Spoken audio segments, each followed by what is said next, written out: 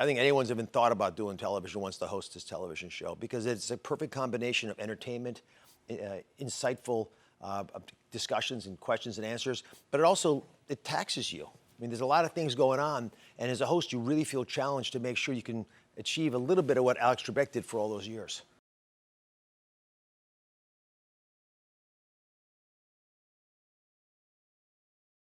Never in my wildest dreams thought I'd be able to come on the stage and host a show. But once I really did believe it was true, the second biggest reaction I got was from my wife, who's my harshest critic. See, in my house, the prosecution never rests. And when she learned that I was hosting Jeopardy, and she's witnessed everything with me in my life and all the things that we've been able to accomplish, Jeopardy takes it to a whole new level. It's just special. It's iconic in the psyche of America.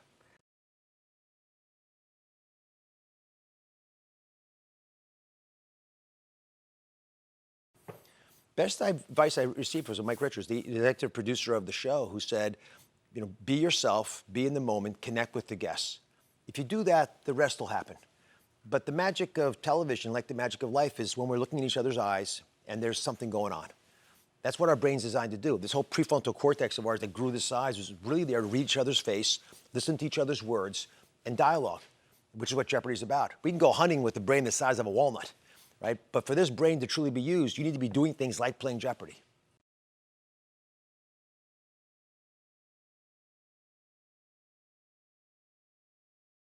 Jeopardy's about deep wisdom, many layers of insight. You can start in the very beginning and maybe you don't even understand the words, but by the time you master it, you really feel like you're aware of a lot more going on around the world around you. And I think a lot of us ignore that reality. We sort of back away through life. Jeopardy makes you face it and say, I can do that. I can make this happen for me and for everyone around me.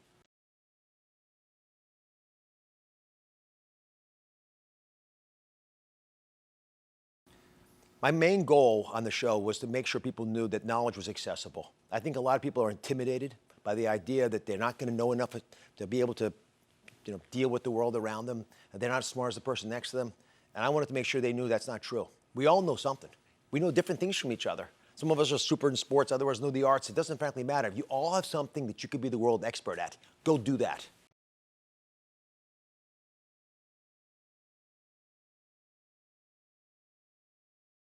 I was anxious about hosting Jeopardy because I didn't actually understand all the parts and how they moved, but I also wanted to make sure that I showed up the way that the show needs me to show up, be able to carry on a conversation with people when they're in a stressful situation. But as soon as I got here and I met a team that is unbelievably talented at getting you to appreciate what really matters about the show, it all went away. I began to get into the zone and feel relaxed like I do when I'm doing surgery or frankly hosting my show. It's only then when you really feel completely awake, completely aware of what's going on.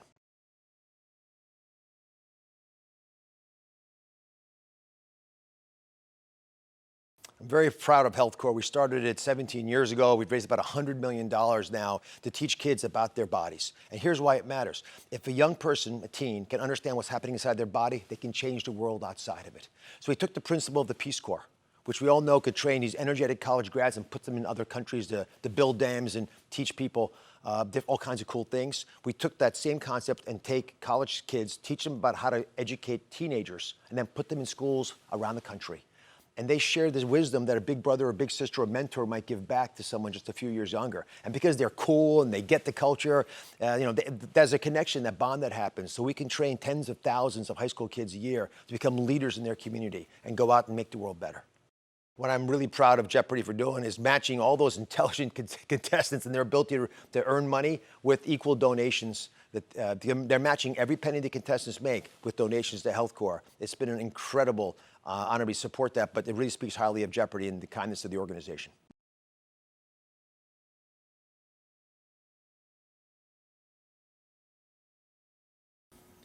I think like a lot of people, Jeopardy is all personal to me. I remember coming home tired, exhausted from operating in the hospital and having my youngest child, my son Oliver, in front of the television, ready to turn it on so we could watch Jeopardy together. And I don't think he even knew what the words meant, but he knew that one day he would. And I think for him it meant I can actually get there one day. If I actually do things in my life that seem to make sense, one day I'll actually know the answers to those questions. So it set a standard. It set a goal that was very visible because it's television, right? And television is about three things. You got to put a little light. It lightens your load because it's fun. but there's wisdom that comes along with it. And of course, it's on the tube. So it's a perfect marriage.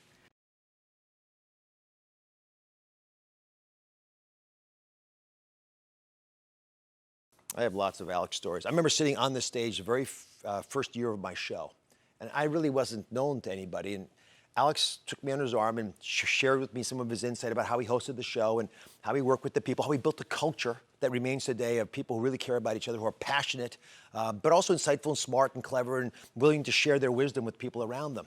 And the fact that he did that with someone who was really not proficient at this art back in the very beginning of my career, which really changed my trajectory, meant the world to me. It means that he cared about people, not because of who they were, but because of the fact that they were human beings and they had a divine spark in them and they mattered to him. And that's reflected in every interaction I had with him. In fact, the last time that I spent time with Alex, which was just behind those walls there, we were in his dressing room and talking about a bunch of stuff. And his cancer had advanced, so I think he knew that he was going to be in trouble. And he said, I want to show you something. So he walked me around the building to the other side, and I assumed we were going to go see where all the statues are for the Emmys and all the awards this show has garnered over the years. And he didn't go there. He went to a separate glass case where there were a bunch of letters and pictures and some prayer blankets that you had sent him, that America had offered to Alex as a tribute, sharing their love with a man that they respected.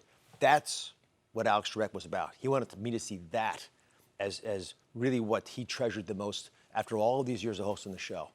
And I still get goosebumps thinking about it and talking about it. But if I could just achieve that kind of honesty in myself, be able to really decide what matters and make sure that stays on top, that's my North Star, then I'll pay a tribute back to Alex for all he did for me.